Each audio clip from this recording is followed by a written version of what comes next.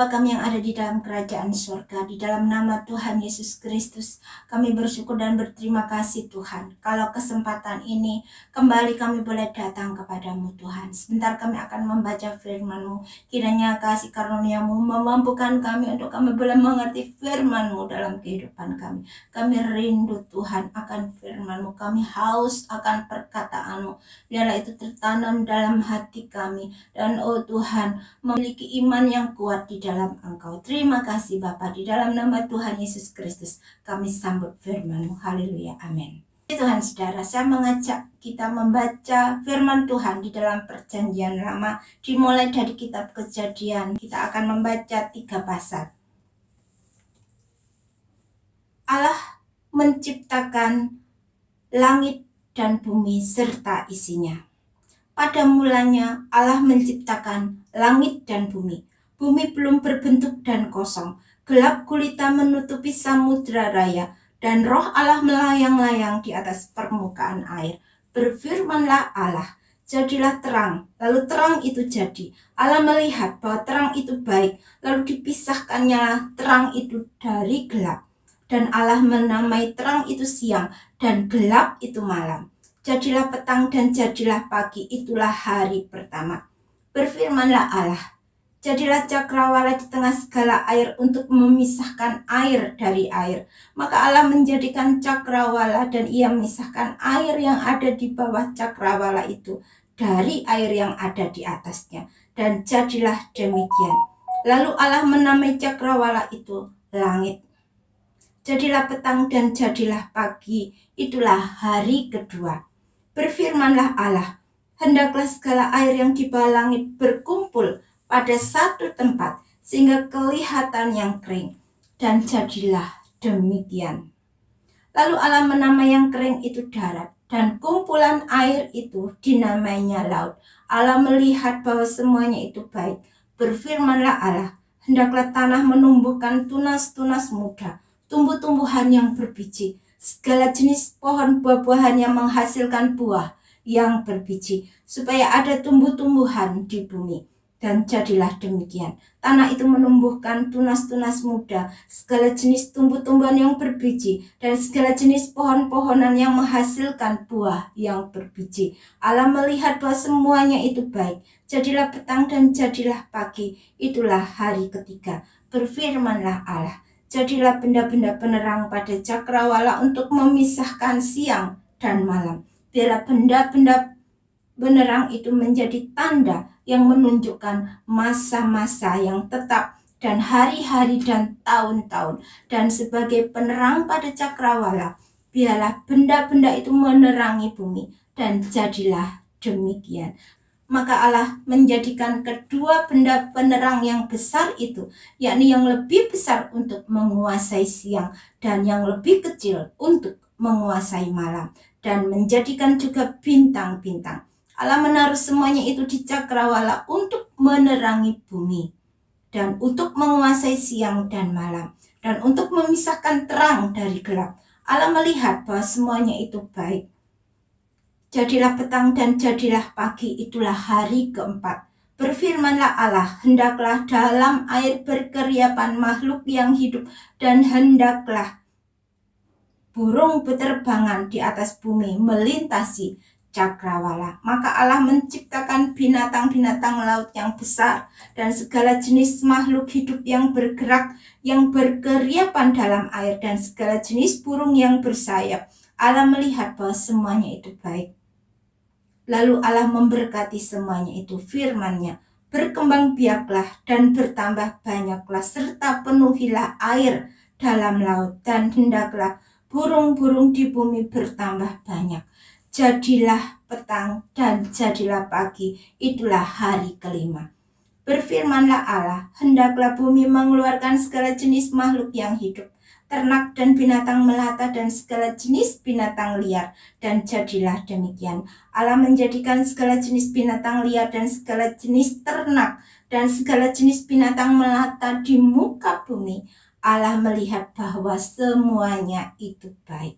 Berfirmanlah Allah, baiklah kita menjadikan manusia menurut gambar dan rupa kita, supaya mereka berkuasa atas ikan-ikan di laut dan burung-burung di udara, dan atas ternak, dan atas seluruh bumi, dan atas segala binatang melata yang merayap di bumi. Maka Allah menciptakan manusia itu menurut gambarnya. Menurut gambar Allah diciptakannya dia, laki-laki dan perempuan diciptakannya mereka. Allah memberkati mereka, lalu Allah berfirman kepada mereka, beranak cuculah dan bertambah banyak, penuhilah bumi dan taklukkanlah itu, berkuasalah atas ikan-ikan di laut dan burung-burung di udara, dan atas segala binatang yang merayap di bumi. Allah memberkati mereka, lalu Allah berfirman kepada mereka, beranak cuculah dan bertambah banyak, penuhilah bumi dan taklukkanlah itu, berkuasalah atas ikan-ikan di laut dan burung-burung di udara, dan atas segala binatang yang merayap di bumi.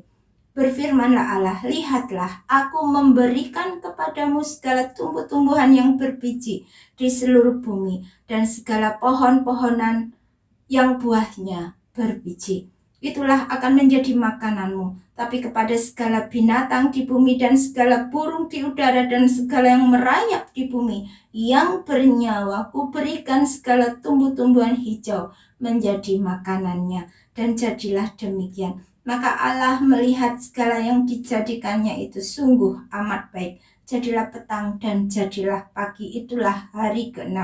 Demikianlah diselesaikan langit dan bumi dan segala isinya. Ketika Allah pada hari ke-7 telah menyelesaikan pekerjaan yang dibuatnya itu, berhentilah ia pada hari ke-7 dari segala pekerjaan yang telah dibuatnya itu. Lalu Allah memberkati hari ke-7 itu dan menguduskannya, karena pada hari itulah ia berhenti dari segala pekerjaan penciptaan yang telah dibuatnya itu. Demikianlah riwayat langit dan bumi pada waktu diciptakan. Ketika Tuhan Allah menjadikan bumi dan langit, belum ada semak apapun di bumi, belum timbul tumbuh-tumbuhan apapun di padang, sebab Tuhan Allah belum menurunkan hujan ke bumi dan belum ada orang untuk mengusahakan tanah itu. Tetapi ada kabut naik ke atas dari bumi dan membasahi seluruh permukaan air itu. Ketika itulah Tuhan Allah membentuk manusia itu dari debu tanah dan menghembuskan napas hidup ke dalam hidungnya. Demikianlah manusia itu menjadi makhluk yang hidup. Manusia dan Taman Eden. Selanjutnya Tuhan Allah membuat taman di Eden di sebelah timur. Disitulah ditempatkannya manusia yang dibentuknya itu.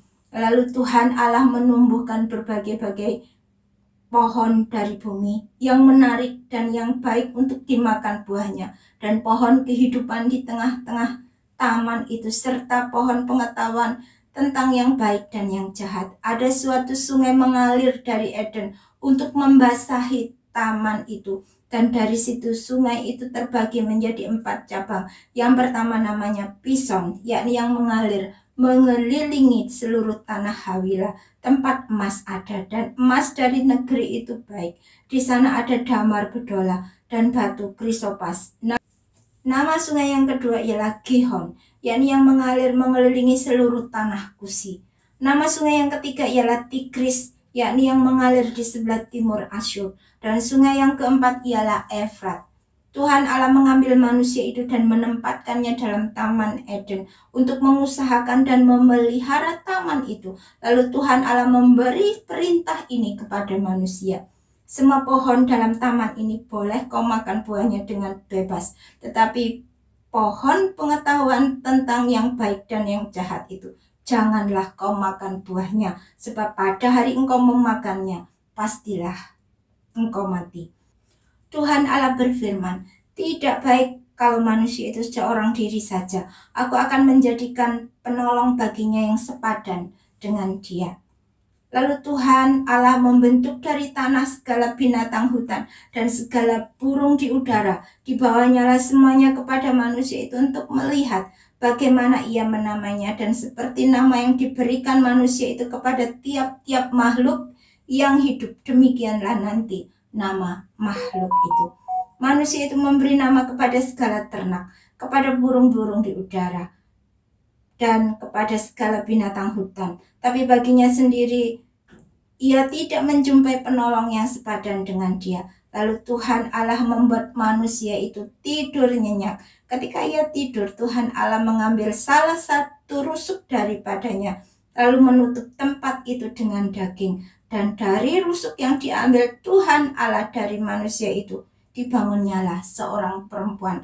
Lalu dibawanya kepada manusia itu, lalu berkatalah manusia itu, inilah dia tulang dari tulangku dan daging dari dagingku. Ia akan dinamai perempuan sebab ia diambil dari laki-laki. Sebab itu seorang laki-laki akan meninggalkan ayahnya dan ibunya dan bersatu dengan istrinya, sehingga keduanya menjadi satu daging.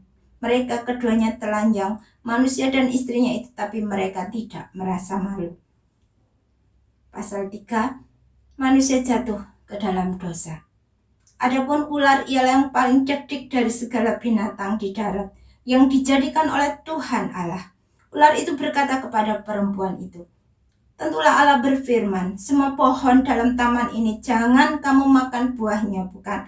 Lalu saat perempuan itu kepada ular itu, buah pohon-pohonan dalam taman ini boleh kami makan, tapi tentang buah pohon yang ada di tengah-tengah taman, Allah berfirman, jangan kamu makan ataupun raba buah itu, nanti kamu mati. Tapi ular itu berkata kepada perempuan itu, sekali-kali kamu tidak akan mati. Tapi Allah mengetahui bahwa pada waktu kamu memakannya, matamu akan terbuka dan kamu akan menjadi seperti Allah, tahu tentang yang baik dan yang jahat. Perempuan itu melihat bahwa buah pohon itu baik untuk dimakan dan sedap kelihatannya. Lagi pula pohon itu menarik hati karena memberi pengertian. Lalu ia mengambil dari buahnya dan dimakannya dan diberikannya juga kepada suaminya yang bersama-sama dengan dia, dan suaminya pun memakannya. Maka terbukalah mata mereka berdua dan mereka tahu bahwa mereka telanjang. Lalu mereka menyemat daun pohon ara dan membuat cawat. Ketika mereka mendengar bunyi langkah Tuhan Allah yang berjalan-jalan dalam taman itu pada waktu hari sejuk, bersembunyilah manusia dan istrinya itu terhadap Tuhan Allah di antara pohon-pohonan dalam taman. Tapi Tuhan Allah memanggil manusia itu dan berfirman kepadanya, di manakah engkau? Ia menjawab, ketika aku mendengar bahwa engkau ada di taman ini, aku menjadi takut karena aku telanjang. Sebab itu aku bersembunyi. Firman-Nya, siapakah yang memberitahukan kepadamu bahwa engkau telanjang? Apakah engkau makan dari buah pohon yang kularang engkau makan itu? Manusia itu menjawab, perempuan yang kau tempatkan di sisiku, dialah yang memberi dari buah pohon itu kepadaku, maka aku makan. Kemudian berfirmanlah Tuhan Allah kepada perempuan itu, apakah yang telah kau perbuat ini? Jawab perempuan itu, ular itu yang memperdayakan aku, maka ku makan. Lalu berfirmanlah Tuhan Allah kepada ular itu, karena engkau berbuat demikian, terkutuklah engkau di antara segala ternak dan di antara segala binatang hutan. Dengan perutmu lah engkau akan menjalar, dan debu tanahlah akan kau makan seumur hidupmu. Aku akan mengadakan permusuhan antara engkau dan perempuan ini, antara keturunanmu dan keturunannya. Keturunannya akan meremukkan kepalamu dan engkau akan meremukkan tumitnya. Firman-Nya kepada perempuan itu, susah payahmu waktu mengandung akan kubuat sangat banyak. Dengan kesakitan engkau akan melahirkan anakmu, namun engkau akan berahi kepada suamimu dan ia akan berkuasa atasmu.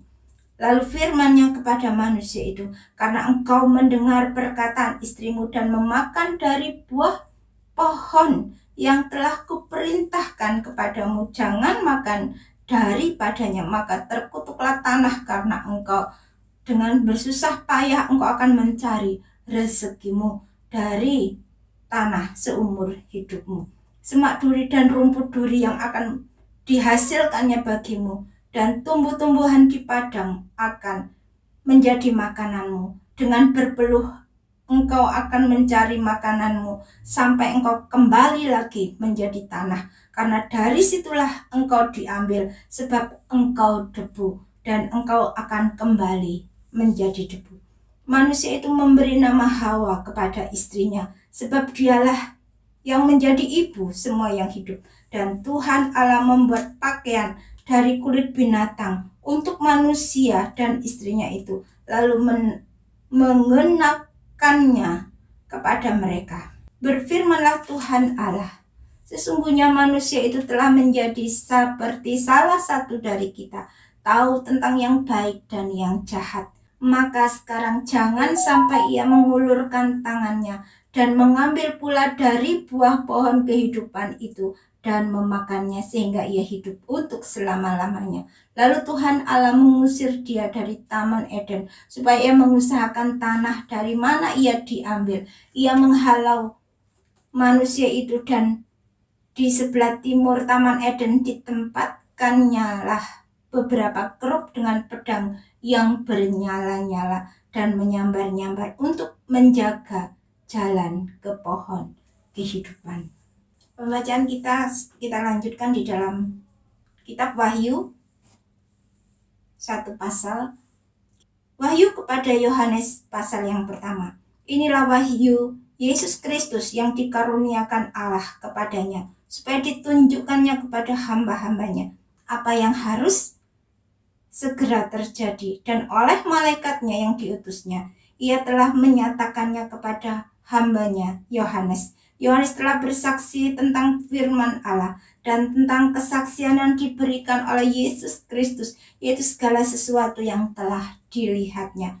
Berbahagialah yang membacakan dan mereka yang mendengarkan kata-kata nubuat ini dan yang menuruti apa yang tertulis di dalamnya, sebab waktunya sudah dekat. Salam kepada ketujuh jemaat. Dari Yohanes, kepada ketujuh jemaat yang di Asia Kecil, kasih karunia dan damai sejahtera menyertai kamu dari Dia yang ada dan yang sudah ada dan yang akan datang, dan dari ketujuh roh yang ada di hadapan tahtanya, dan dari Yesus Kristus saksi yang setia, yang pertama bangkit dari antara orang mati dan yang berkuasa atas raja-raja di bumi, bagi Dia yang mengasihi kita dan yang telah melepaskan kita dari dosa kita oleh darahnya, dan yang telah membuat kita menjadi suatu kerajaan, menjadi imam-imam bagi Allah Bapanya.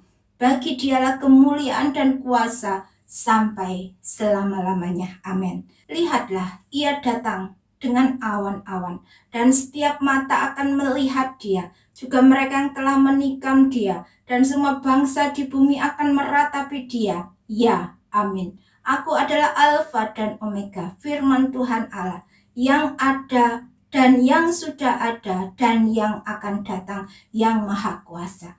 Penglihatan Yohanes di Patmos. Aku Yohanes, saudara dan sekutumu dalam kesusahan, dalam kerajaan dan dalam ketekunan, menantikan Yesus, berada di pulau yang bernama Patmos, oleh karena firman Allah dan kesaksian yang diberikan oleh Yesus. Pada hari Tuhan aku dikuasai oleh Roh, dan aku mendengar dari belakangku suatu suara yang nyaring seperti bunyi sangkakala. Katanya, apa yang engkau lihat, tuliskanlah di dalam sebuah kitab dan kirimkanlah kepada ketujuh jemaat ini, ke Efesus, ke Smyrna, ke Pergamus, ke Tiatira, ke Sardis, ke Philadelphia, dan ke Laodikia. Lalu aku berpaling untuk melihat suara yang berbicara kepadaku, dan setelah aku berpaling, tampaklah kepadaku 7 kaki dian dari emas, dan di tengah-tengah kaki dian itu ada seorang serupa anak manusia, berpakaian jubah yang panjangnya sampai di kaki, dan dadanya berlilitkan ikat pinggang dari emas. Kepala dan rambutnya putih bagaikan bulu yang putih metah, dan matanya bagaikan nyala api, dan kakinya mengkilap bagaikan tembaga membara di dalam perapian. Suaranya bagaikan desau air bah, dan di tangan kanannya ia memegang 7 bintang, dan dari mulutnya keluar sebilah pedang tajam bermata dua, dan wajahnya bersinar-sinar bagaikan matahari yang terik. Ketika aku melihat dia, tersungkurlah aku di depan kakinya, sama seperti orang yang mati. Tetapi ia meletakkan tangan kanannya di atasku lalu berkata, "Jangan takut, aku adalah yang awal dan yang akhir, dan yang hidup. Aku telah mati, namun lihatlah, aku hidup sampai selama-lamanya, dan aku memegang segala kunci maut dan kerajaan maut. Karena itu tuliskanlah apa yang telah kau lihat, baik yang terjadi sekarang maupun yang akan terjadi sesudah ini.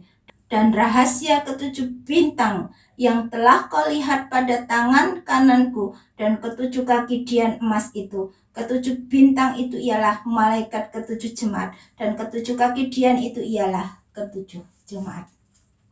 Bapak, kami bersyukur dan berterima kasih Tuhan. Kami sudah membaca firman-Mu. Kiranya Tuhan, mari Tuhan beri kami kekuatan-Mu untuk kami senantiasa Tuhan Yesus mengerti akan firman-Mu. Dan beri kami kemampuan untuk kami boleh melakukannya dalam kehidupan kami. Terima kasih Bapa. Kami menyerahkan Tuhan, oh Tuhan, kehidupan dan penghidupan kami sepanjang hari ini ke dalam tangan kuat kuasa-Mu.